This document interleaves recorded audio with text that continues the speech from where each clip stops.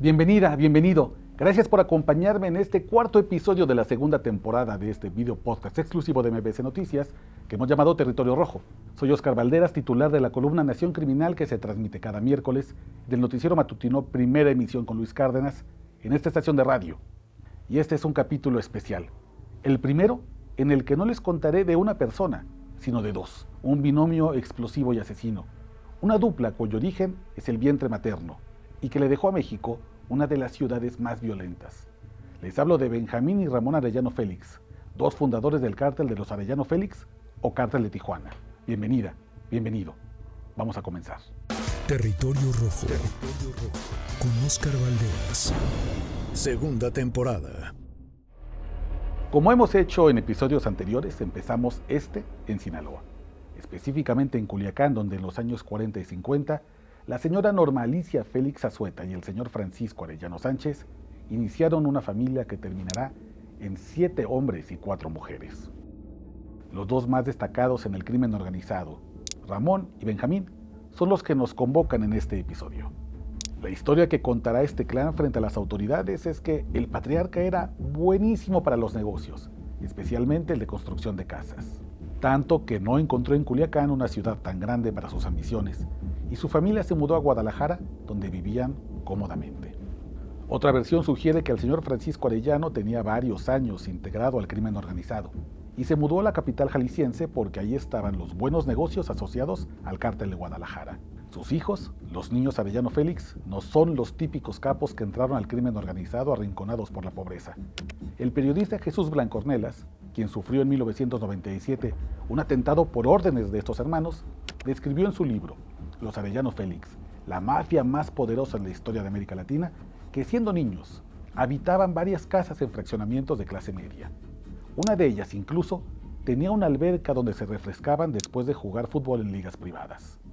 A pesar de sus vidas cómodas y de que ir a la universidad y tener una profesión honesta con título universitario no sería problema para los hermanos, Benjamín, mejor conocido como el Min, sentía una atracción por el mundo criminal.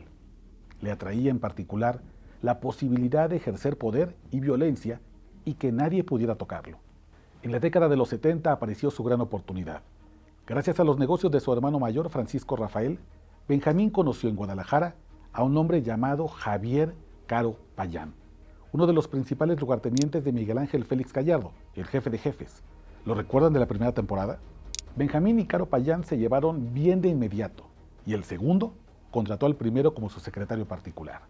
Caro Payán era el encargado de la plaza de Tijuana para el cártel de Guadalajara, y bajo su cobijo, Benjamín comenzó a aprender todo lo que necesitaba del negocio en aquella ciudad fronteriza de Baja California. En los frecuentes viajes que hacía Benjamín a Tijuana se encontró con otro sinaloense como él, Jesús Labra Avilés, su tío. Y así, entre jefe y familiar, Benjamín comenzó a acumular un discreto poder que crecía gracias a sus ambiciones y a sus traiciones. En abril de 1989, Miguel Ángel Félix Gallardo fue detenido. Y seguro recuerdan esta historia que hemos contado muchas veces y que es el origen de muchos males. Los jefes del cártel de Guadalajara descubrieron a un agente infiltrado de la DEA, Kiki Camarena. Lo secuestraron y mataron, lo que desató la furia de Estados Unidos, que presionó al gobierno de México para detener a todos los involucrados. Sabiéndose acabado, Félix Gallardo convocó a través de un personero a una cumbre de narcos en Acapulco. Allí estaban sus principales operadores y les repartió el país como si fuera un pastel. Tijuana fue entregado a Caro Payán, pero el joven secretario Benjamín ya codiciaba ese puesto. Los rumores dicen que Benjamín dio al gobierno mexicano la ubicación de su jefe, es decir, que lo entregó. Y 2 meses después de ser ungido como el encargado criminal de Tijuana, Caro Payán fue detenido en Canadá. Su puesto quedó en manos de Jesús Labra, y Benjamín ahora estaba a solo una persona, su tío, del trono que tanto quería. Para reforzarse, Benjamín incorporó a su hermano menor Ramón, cuya fama de violento e iracundo lo precedía. Una persona que acudió a esa comida en Acapulco quedó insatisfecha con lo que recibió, el Chapo Guzmán, a quien le dieron la plaza de Tecate, una ciudad que él veía como poca cosa para sus grandes planes, así que comenzó a rebelarse calladamente e incumplió con el acuerdo de no meterse en las plazas de otros. Específicamente, el Chapo comenzó a poner los pies en Tijuana y aquello molestó mucho a los ya de por sí volubles hermanos Arellano Félix. La ruptura entre ambos ocurrió ese año, 1989, y 3 hechos marcaron ese divorcio irreconciliable. 1. Benjamín celebraba el bautizo de su hija con un baile y cena. A la celebración llegó una prima de Félix Gallardo, la Silviona, y su pareja El Rayo, amigo cercanísimo del Chapo. Los dos llegaron ebrios y sin invitación. Además, dijeron que tenían un mensaje de Joaquín Guzmán Loera y que era urgente hacérselo llegar. Hicieron un escándalo en la puerta para que los dejaran entrar, y Ramón, el hermano de Benjamín, se hizo cargo. En plena entrada de la fiesta, mató a ambos, con su característica frialdad. Y no acabó ahí. Ramón ordenó matar inmediatamente al Tino, hermano del joven que acababa de asesinar, y luego al papá de ambos para evitar una venganza. Y es que así operaba, sin remordimientos.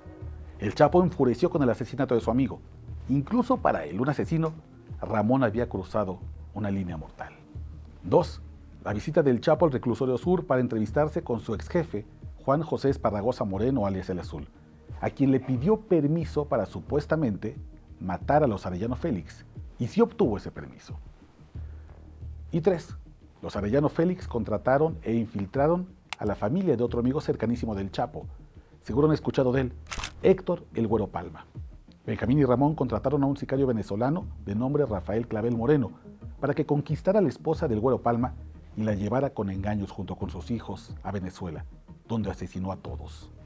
La historia cuenta que el trabajo pagado por los Arellano Félix incluyó mandarle al compadre del Chapo la cabeza decapitada de su esposa en una hielera y el video de sus hijos pequeños siendo aventados al precipicio desde un puente vehicular. Con esos antecedentes, la guerra comenzó, y los agravios eran tan fuertes que solo iba a parar con la muerte de unos u otros. Para convertir peor la batalla, ambos bandos eran millonarios. Los Arellano Félix gozaban de la protección altísima del gobierno federal y de procuradurías desde Oaxaca hasta Baja California, y tenían negocios sucios desde Colombia y Perú hasta Canadá, pasando por las principales ciudades de Estados Unidos. Aunque Estados Unidos los veía con angustia, ellos se creían intocables, hasta que su imperio comenzó a derrumbarse con un extraño asesinato. El 24 de mayo de 1993, el cardenal Juan Jesús Posadas Ocampo fue asesinado en el Aeropuerto Internacional de Guadalajara. Unos dicen que quedó en el fuego cruzado de los sicarios de los Arellano Félix y del Chapo Guzmán, pero otros cuentan una historia muy distinta, que el sacerdote fue asesinado por el propio gobierno por supuestamente ayudar a guerrilleros de izquierda a conseguir armamento. Sea como sea, hubo una gran presión para detener a ambos bandos por ese crimen. Un mes después el Chapo fue detenido y encarcelado, y el mundo se hizo mucho más chico para Benjamín y para Ramón. Aún así, los hermanos conocidos como los Aretes no frenaron sus negocios millonarios ni su racha homicida, ni siquiera cuando a fin de año fue detenido su hermano Francisco Rafael, la señal de que la familia criminal más temida de Tijuana estaba en la mira del gobierno, que poco a poco le quitaba protección por presión del FBI. En 1997 cometieron otro crimen desde la soberbia. Ordenaron un atentado contra el popular periodista Jesús Blancornelas, quien había publicado indicios que apuntaban a los Aretes como los reales autores intelectuales del homicidio del cardenal. La camioneta del periodista recibió 80 tiros. 4 de ellos impactaron el cuerpo de Jesús Blancornelas, quien sobrevivió de milagro, no así su guardaespaldas. Los Aretes acumulaban ya demasiados enemigos: agencias de Estados Unidos, militares mexicanos, la Iglesia Católica, el gremio periodístico, rivales criminales y el desagrado de los tijuanenses, quienes condenaban su violencia extrema. Por ello, en los años siguientes mantuvieron un bajo perfil, hasta que la ira de uno acabó con todos. En febrero de 2002, Ramón llegó discreto a Mazatlán aprovechando la multitud que atraía el carnaval anual. Su objetivo era matar al Mayo Zambada, pero un policía judicial sinaloense que cuidaba al compadre del Chapo lo reconoció y lo detuvo. La historia más aceptada cuenta que en el interrogatorio a Ramón, el más rabioso de los Arellano Félix, recibió un tiro en el pecho y otro en el cráneo. La mitad de la dupla criminal más peligrosa de Baja California había muerto, y la otra mitad no tardó en caer. Menos de un mes después del asesinato de Ramón, Benjamín fue detenido en Puebla. Un grupo de militares le habían seguido la pista desde que huyó de Baja California y se instaló cerca de la Ciudad de México con una identidad falsa. Los soldados rodearon su casa y él, por estar acompañado de sus hijas, evitó una balacera rindiéndose sin pelear. En México estuvo preso por delincuencia organizada hasta 2011, cuando se cumplió una de sus peores pesadillas. Fue extraditado hacia Estados Unidos, donde se le sentenció a 25 años por tráfico de drogas. Los aretes, contra todo pronóstico, fueron derrotados en tiempo récord. El negocio siguió en manos familiares, pero ya nadie pudo replicar el éxito criminal de Ramón y Benjamín. Otro hermano, Francisco Javier el Tigrillo, partió al cártel y se quedó con la parte operativa, mientras que dejó a su hermana, Enedina, la parte financiera. Pero apenas 4 años después, en 2006, fue detenido y el cártel debió buscar otra vez un reemplazo. Llegó un sobrino, Fernando Sánchez Arellano, el ingeniero, pero perdió poder y encumbró a otro hermano, Eduardo Arellano Félix, el doctor. Luego, en el ocaso del poder, la familia perdió control absoluto del cártel y llegaron jefes de plaza que han mantenido vivo al cártel de Tijuana, pero ya no con la relevancia que alguna vez tuvo.